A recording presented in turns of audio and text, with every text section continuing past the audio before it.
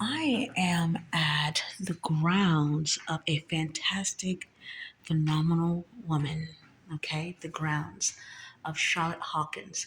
I'm going to do a tour. This is one of the original buildings. I believe she said 19. What did she say? I'll get the date for you guys. But the original building, we're going to tour her house and just all the work she did for African Americans and education here in the U.S. I want to share these kind of things with you guys as a way to educate folks who quite don't understand how we've come from where we've come from and how we got there. And it's women like Charlotte who made things like this possible. Phenomenal woman. I'm going to show you a little bit more of her house and the school ground she built in Sedalia, North Carolina. She has made a huge impact.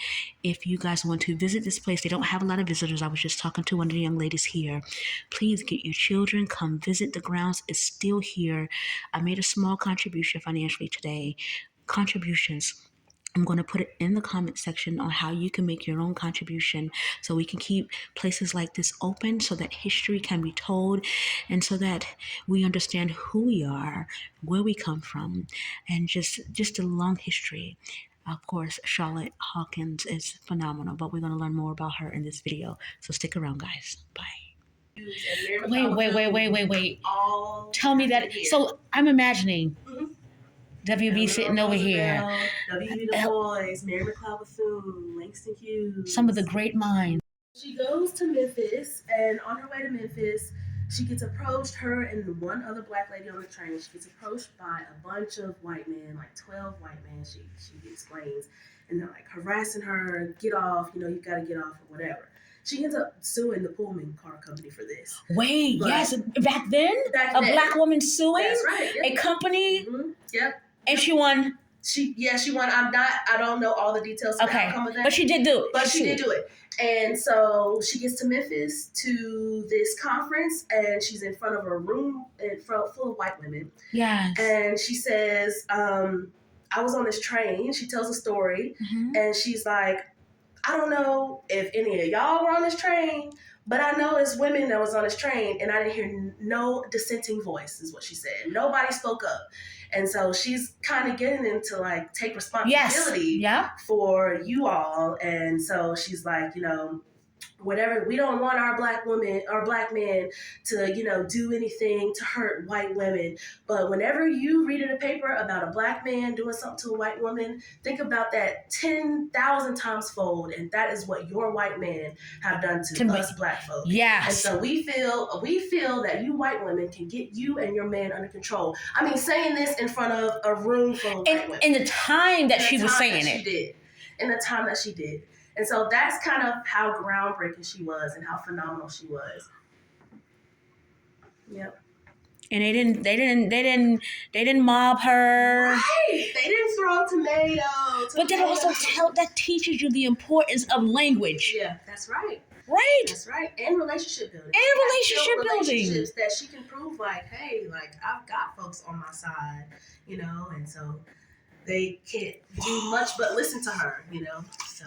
Why wouldn't you want to know how to run a home and to grow your own food as well as, speak a foreign language? Yes, do chemistry darling. Lab, and so she What's your name? Tanesha. Tanesha, I like you. Site manager. You're so refreshing. Thank you. And I'm overwhelmed in a good way because the curiosity has led me into doors I should have never been in. Yeah. I mean, literally never been in. Like, you don't qualify. How are you here? Yeah. But just being curious. And I really want that for my readers. I want that for us to not lose that momentum, because somehow I feel like we're wrapped up in all the other stuff that doesn't matter. Like the stuff like we can't relate to one another as men and women. That's one thing. But we also have forgotten the people that came before us so that we can be as great as, Right. Why wouldn't you want what you just said, right? Like, I feel overwhelmed in a good way because I think that this was just confirmation that I am on the right track. Yeah. I know that sounds a little selfish, but I think that's why I met you. Yeah. and why you were here, because you could have been off today, right? That's right. But that's what I want for anybody watching this video. I know it's a terrible video when I post it, but it's because of the impromptu. Please listen to Tanesha, right? Yes. We're hoping to have it for sale. I think she's my spirit animal. Listen, I what? So go back again, not if you can, just so my viewers can get this. She wrote a book called The Correct Thing to Do, to Say, to Wear. The Correct Thing to Do, to Say, and to Wear. Social graces. How you can show how you showed up in the world.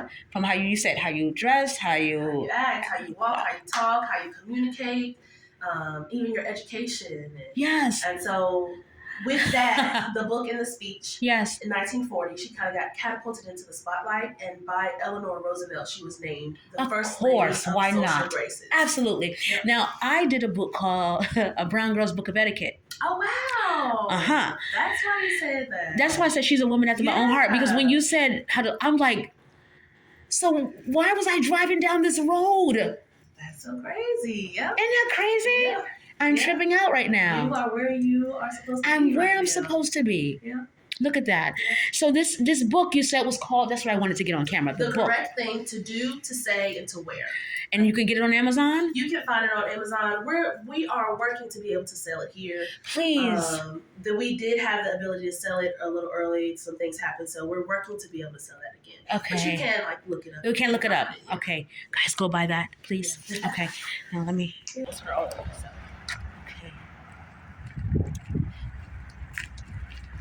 Pretty big house for one woman, right? Yeah. I mean, for back in those days, right? Oh, absolutely. 2,948 square feet. 2,948 square feet. 4 bedrooms, 2.5 bathrooms. 4 bedrooms. My goodness. Wow. Oh, these are the original benches. Yeah, those benches are in the house. Everything downstairs is original to the house. Okay. So we just ask that you don't sit on or lean on anything down here, but feel free to sit on the window benches if you'd like to sit down. No way. Everything down here is original to the home. Yep. Yes, ma'am. No way. My camera's not even picking it up because I didn't bring my actual camera because I didn't know I was coming here. Yep. I'm going to put a link. I'm going to put this on my YouTube channel and put a link for people to visit here. Sure. Is that cool? Yeah, okay. Great, yeah. And this would have been her living room. So 1927, Mother's Day, she has a celebration to celebrate the construction of her new home. And so it's built to her exact standards, this open floor plan. This was all her idea. All her idea. Okay. She would use it mostly for entertainment purposes.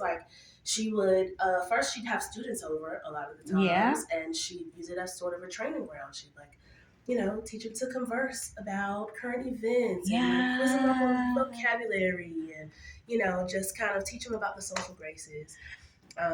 She's a woman after my own heart. Yeah, oh my goodness. Absolutely.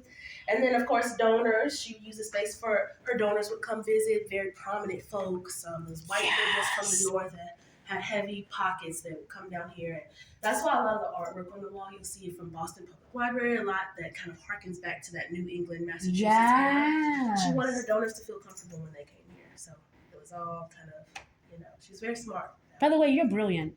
Thank you. I like you. Thank you. Thank you. Oh, wow. So this piano, she had a piano. She played piano. She wrote music. Yep. Hey, I know who that is. Yes, you do. Nat King Cole. That's Nat King Cole. So let me tell you the story. Dr. Brown had 3 nieces. They all went to Palmer. They lived in the house with her. Yeah. One of them, she graduated from Palmer, went up to New York to be a jazz singer. She met another jazz singer named Nat King Cole. That's his wife. That's Maria Cole. Maria Cole was Dr. Charlotte Hawkins Brown's niece. Yep. Ain't that something? I never knew that. Yep. They come here. He give benefit concerts here. This is him so playing Maria this piano Cole is Charlotte Hawkins' niece, one of the 3 that was living with her here in this house. Correct. Isn't that something? Yeah. When she graduated, she went and married Nat King Cole, and then they would come back here. And educated woman. Yeah. And oh yeah. Yeah. Go in there. Can I go in? That's this would have been the den. This is her den. Nieces would have come in here, do homework, listen to that 1929 radio. 1929. This is a 1929 radio. Yep. Look how bad my phone is. Oh. Jeez, why didn't I have my actual camera? 1929, state of the art. State of the art. She kept canary birds. She Canary really Cottage, had. which is the home's name. I Canary got Cottage. Yeah, it. she always kept canary birds in here. I wonder if that's the reason for this And the tapestry. birds, that motif, yeah. Yes. But yeah. And there's another canary up there. There's another one, yeah. Yeah, so she did most of her civic work and her club work and wrote a lot of her old school telephone. Look at the radiator. That takes me back. Every room, this house was well heated. She had radiators in every room? Mm-hmm, yeah. Let me tell you about the money that went into that, okay? Yes.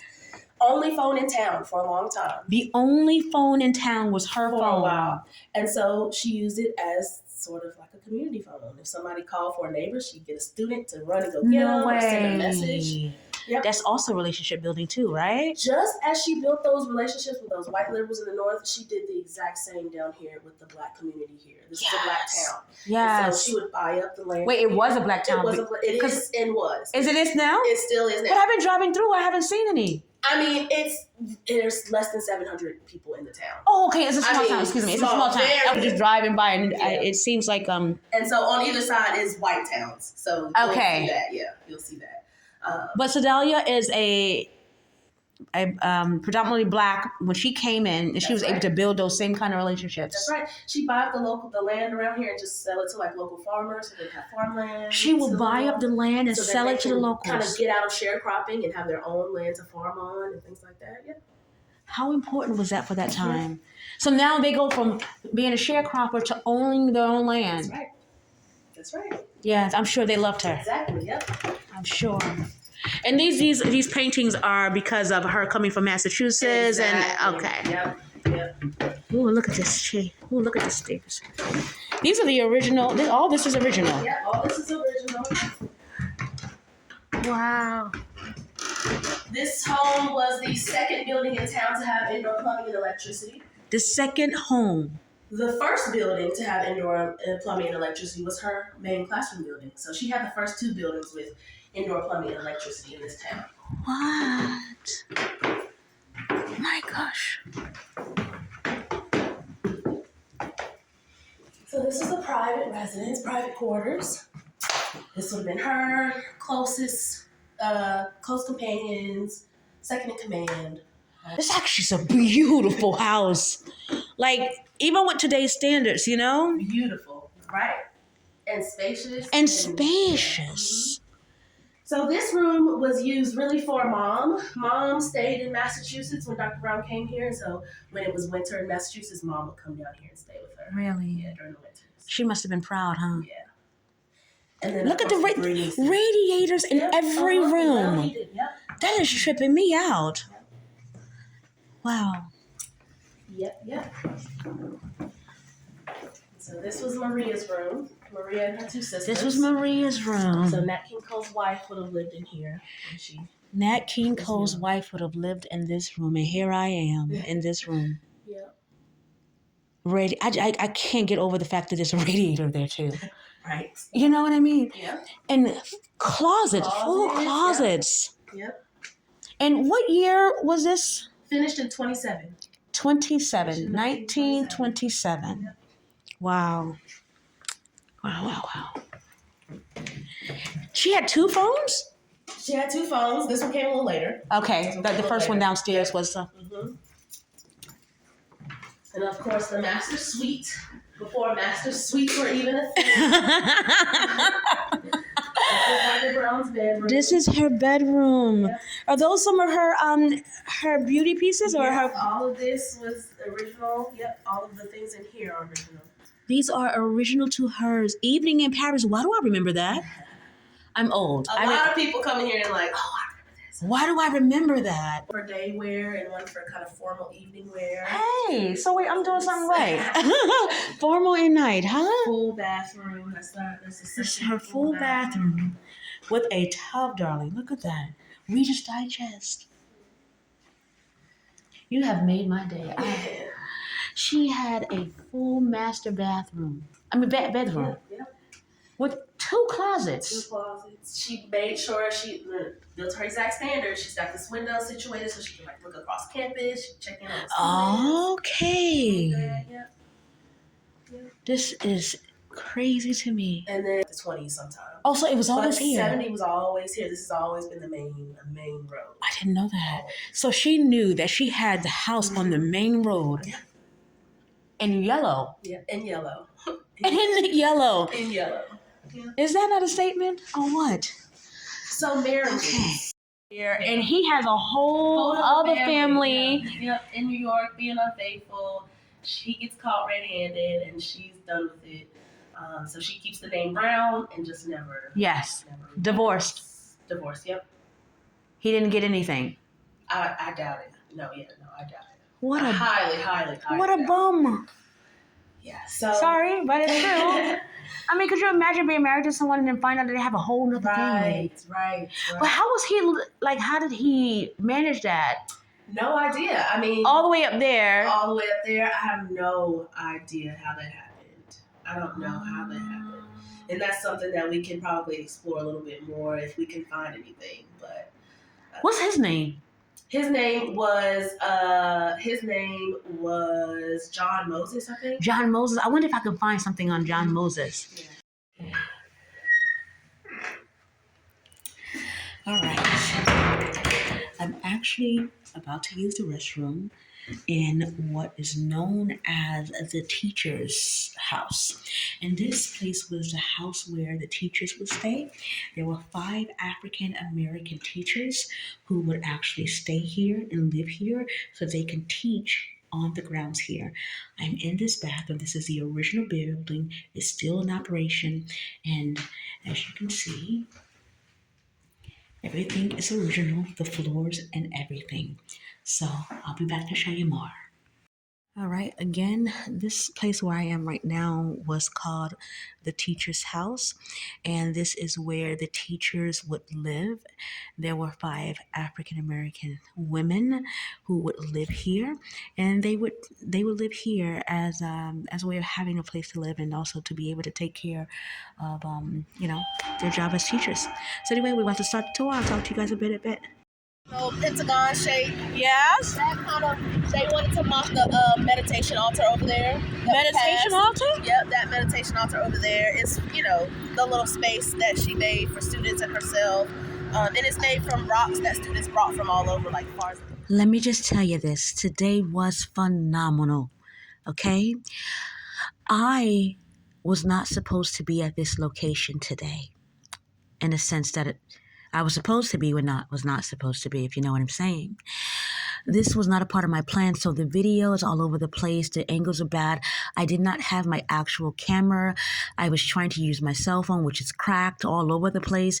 So I apologize for the quality, but it was important for me to get out this content because it was so impromptu. I was, in fact, on a journey someplace else. But can't no one tell me that I was not on that road in front of that house and drawn to pulling into the parking lot and going inside for no reason. I was brought to this house. I even told my tour guide, I said, I apologize that I am making this about me, but I believe I was brought here. I was brought to this particular house. I was brought here because everything that you are telling me, it affirms everything that I just written for my new book. I have a new book tour coming. I'm telling her about it and we're talking about it. And I was so full of excitement, so full of joy that I was completely overzealous throughout the entire video. I was excited. I was loud.